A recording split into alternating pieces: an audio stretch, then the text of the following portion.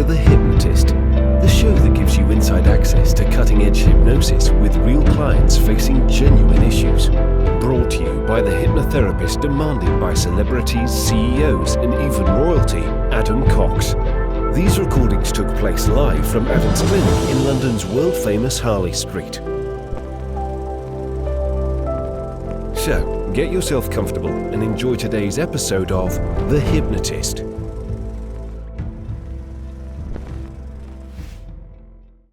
Hi, it's Adam here, and you're about to listen to a hypnosis session all about changing anxiety into a much more resourceful state. And I was working with a client that was very successful in the area of healthcare, but part of their job was to make presentations to very senior people. And we're talking very highly educated people like doctors and clinicians, and sometimes they would feel a bit of apprehension presenting to these people. So in this hypnosis session, we actually use a form of stage disassociation, and this contrast between association and disassociation. A lot of people, when they're anxious, they associate into an unresourceful state like anxiety or apprehension. And to get to that state of calm confidence, it doesn't work that well if you just say, be confident, be calm, because you can't plant a tree where there's already a tree. If you're already apprehensive and anxious, it's difficult to then move from that state to a confident state. So what we do is something called disassociation. So you'll hear in this hypnosis session the suggestion to go to a cinema in a city, and they observe a memory that was anxious as it happened, and then rewind it and then see it as they would want it to be if they were calm and confident in the same situation. And only when they're 100% confident that the new version is a resourceful state, then they take a first-person perspective. And this is an element of priming. We've primed the resource state before we've accessed the resource state. Now, this is a memory, but then the memory shifts into a future event that hasn't happened yet, because a lot of anxiety is not anxious doing the thing, it's the anticipatory fear before the thing even happens. So it's someone that is nervous of public speaking and they can't sleep the night before their presentation, or they feel really anxious just before it starts, or someone that's booked a flight and they know they've got that flight to catch, but they're anxious even on the journey to the airport. They're not on a plane at that point, but they're thinking about the thing before it's happened, and that's connected to anxiety. So it's really important that we prime things that haven't happened yet to be calm, confident, and resourceful, so we get this post-hypnotic suggestion of a resource state. So that's what's going on here. Now, this client, it happened to be presenting in front of senior audiences. For you, it might be different. This is broad enough for you to connect it to something that relates to you. So it might be a memory where you were anxious around a dog, and then in the future you see yourself calm and confident around a dog. Or it might be something else. It might be social anxiety. It might be something to do with flying or something else. Whatever it is, just think of your memory, update it, and then the future thing that would normally cause anxiety in a way where you can imagine it going well in a calm, confident way, and then you'll get more from this. It was created for an individual. Some of the suggestions are going to be good for them and not quite right for you because it was created for them. So if you like the idea of a bespoke session just for you, have a look in the description and the show notes, and you'll see various resources, including how to work with me directly. For now, though, find a quiet, comfortable place where you won't be distracted or disturbed. Relax and enjoy the session.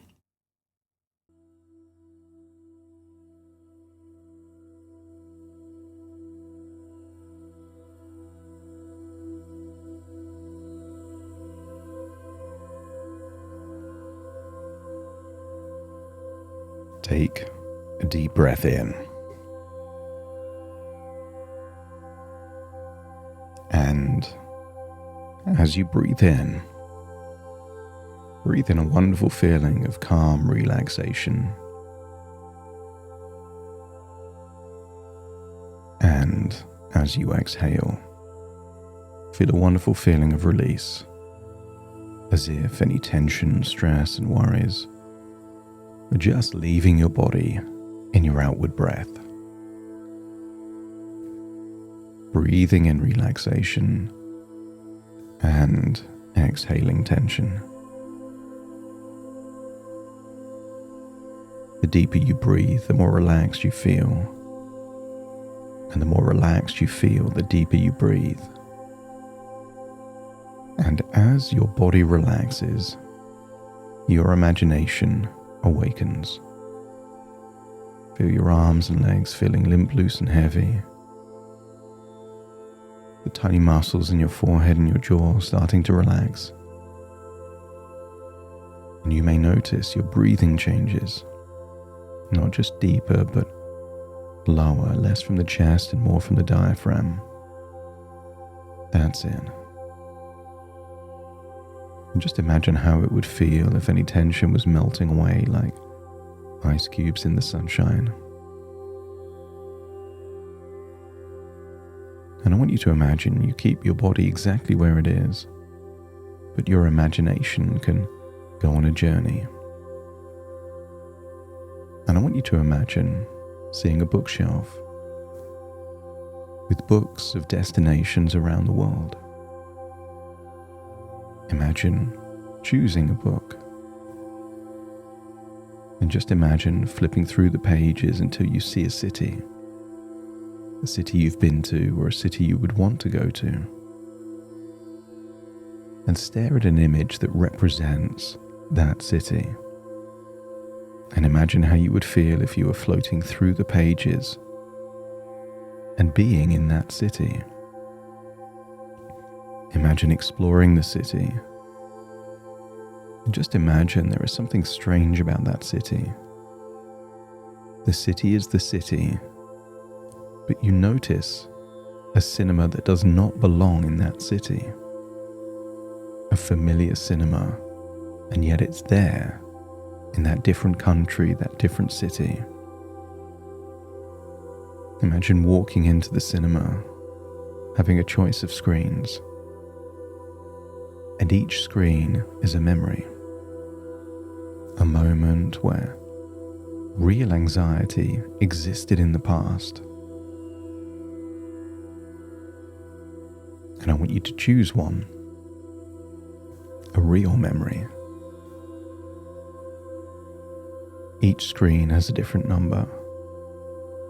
And just imagine walking to that screen to see that memory. But you've got the entire cinema for yourself. No one else is there. And I want you to imagine opening the door, walking into that cinema, having 100 seats or more to choose from, and choosing the one that seems to be the most comfortable with the best view of the screen. Imagine sinking into that chair and seeing the screen. And maybe you see those velvet curtains. And then just imagine there is a color around that you just associate with fun or friendliness. Maybe pink or yellow. Something that feels light and not heavy. And I want you to imagine the movie starts. But I want you to imagine how connected you feel to the chair. You know that you're watching this on a screen. You're not living this. And imagine just seeing the memory as it was, as an observer. Not better, not worse, just as it was. Observe how you arrived, what happened, and notice certain things about you, your facial expression, your posture, your tone of voice, not to judge, just to observe. And then recall a time You've seen movies where they have a flashback scene. They go back to a memory, and just imagine seeing on this screen a memory of you at your most confident, most composed, unflappable, unfazed, oozing resources. That version of you, highly capable. And just imagine observing that version of you from the past that had all of those resources. Imagine floating into the screen and feeling that way and taking those feelings back with you.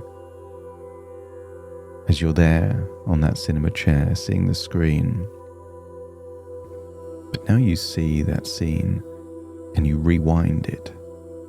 You rewind reality and you play it forward.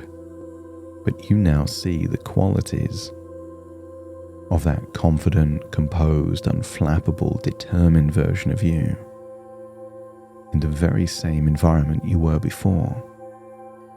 But you see yourself dealing with it differently now. Breathing slower, looking more relaxed, smiling more. This version of you, cool, calm, composed, unflustered, and just play it forward. And if anything isn't quite right, just rewind it and start back until you've got a version of you you're seeing on that screen that handled that same situation, that did have anxiety in the way that no longer has anxiety. Not because things are perfect, but because you have the resources, the mindset, the skills and capabilities to handle any challenge. And just observe that confident, resourceful version of you doing the same thing exactly as you would want it to have been. And when you've seen that memory updated with that resourceful version of you, let me know by nodding your head. And then rewind it. As we start to play a game, you float into the screen before it's even started, feeling all of those confident feelings. You're breathing confidently. Your inner dialogue is encouraging, calm, and relaxed. You're alert, but not apprehensive. You're confident.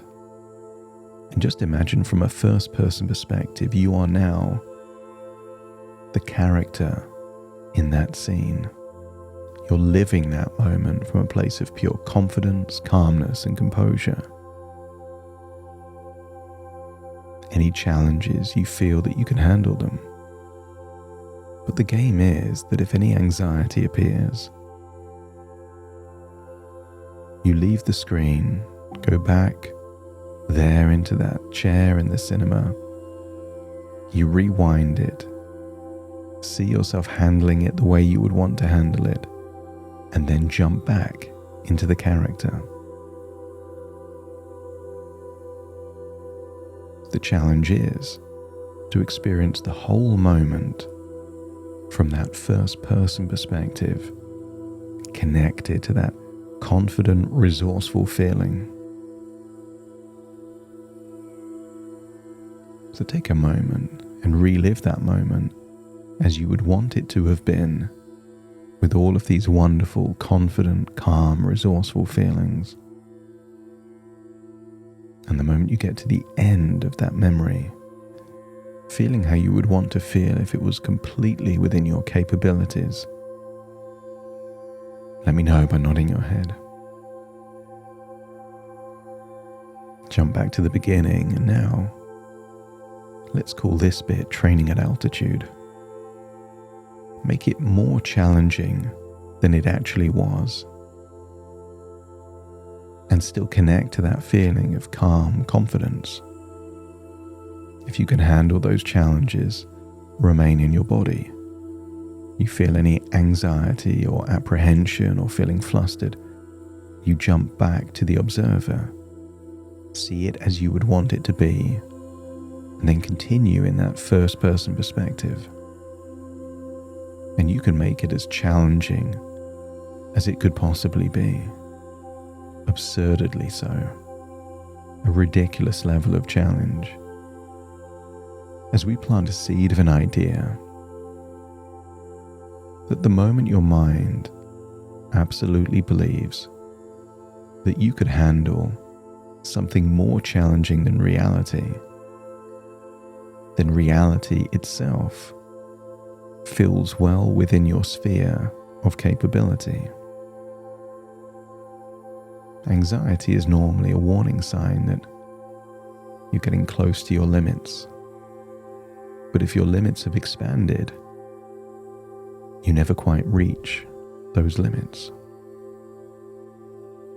So if you could imagine what it would feel like to be living a more challenging version of what happened and still feel confident, let me know by nodding your head.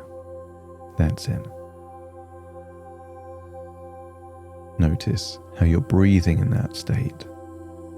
And notice it's not relief that you feel at the end. It's pride, confidence, competency, an ever-growing certainty that you can handle it. Jump back into the cinema as we now watch a future that hasn't happened yet. I want you to think of the next thing. Maybe it's scheduled, maybe it isn't. Or maybe it's just a possible thing, being asked at short notice to do something you haven't prepared. Maybe the scale is bigger, more people. Maybe the stakes are higher, more seniority.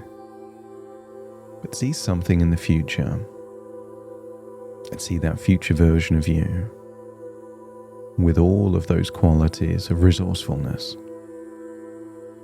You see yourself prepared, but not over-prepared. See yourself thinking, but not overthinking.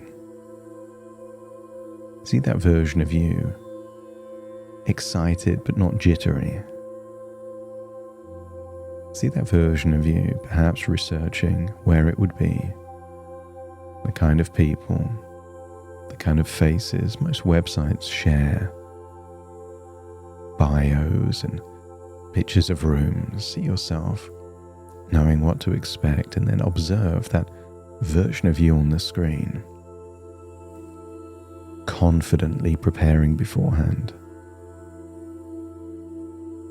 arriving in a relaxed, friendly way. See yourself meeting, perhaps, people before things start, and then see that version of you in a situation that hasn't happened yet, handling what is likely to happen completely fine. Maybe you have an idea of where it is, how many people, the size of the room. See it going well. And when that future moment that hasn't happened yet seems to be well within your capabilities, let me know by nodding your head. Jump back to the beginning and imagine it's more challenging. Tough questions, stern faces, bright lights, big room. Maybe see that you've been caught off guard with lack of preparation that you would have liked to have done. And still see that even when all of that is true, that version of you handles it fine, well within your capabilities. And when you've seen a future that hasn't happened yet, when you've observed it more challenging than it's likely to be, and yet you can still feel confident, composed, calm, determined, unflustered, unflappable, then it's time to rewind it to the beginning before it started and shift perspective into the screen where you are that person, and scan your body and just breathe the way you would breathe if you were calm and confident. Arrive the way you would if you were unflustered, unflappable. And just imagine hearing some inner dialogue that says, "Bring it on, I'm ready." Imagine there's a part within you that wants to be tested. That part that hoped nothing difficult comes up is the wrong part to be there. We want that strong, defiant part. The part that would run in the rain and like it more because the weather is difficult, or that would feel more pride after running in the heat because it was challenging. That strong, defiant part wants it to be challenging because you know the more challenges you face, the more confident you become, and the more confident you become, the more relaxed you are, creating a wonderful self-fulfilling prophecy of ever-increasing calmness, relaxation, and confidence. So just imagine experiencing it the way you would want to experience it, not because it's easy, but because you're resourceful. Any anxiety comes up, switch perspectives to watching it on that screen, adjust it, change it, and only return when you're fully confident again, and then continue, knowing that when you can imagine reliving a moment of anxiety without anxiety, you're teaching your brain how to be resourceful in difficult circumstances. And when you imagine a future that hasn't happened yet, going the way you would want it to go, not because it's easy, but because you can handle any challenge. Notice how easily anxiety switches to excitement, apprehension to appreciation. Calm composure becomes the default. And if there are difficult variables, that just means it's more fun for you. Because now, from this point on, challenge equals fun. There are things you've done in your life not because they were easy, but because they were challenging. And what if this is no exception? You'd be bored if it was too easy. You want the challenges, and you can handle the challenges. And when you've imagined that future event that hasn't happened yet going well from that first person perspective, in circumstances that aren't optimal, but they don't need to be, let me know by nodding your head.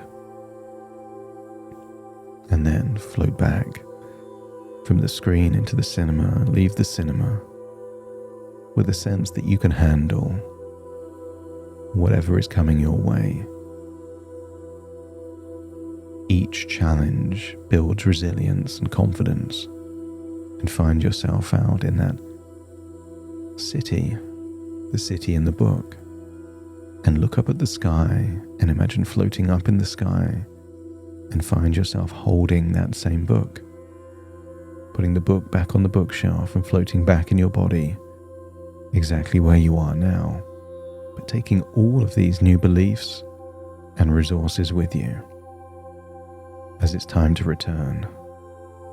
So take a deep breath in through your nose and out through your nose. Wiggle your fingers and wiggle your toes. Connect and calibrate into the here and the now, as I now count from 1 to 10 to awaken you. Starting to count. 1, 2, 3, waking up. 4, 5, 6, more alert. 7, 8, open your eyes, open your eyes. 9, 10, wide awake, wide awake, wide awake.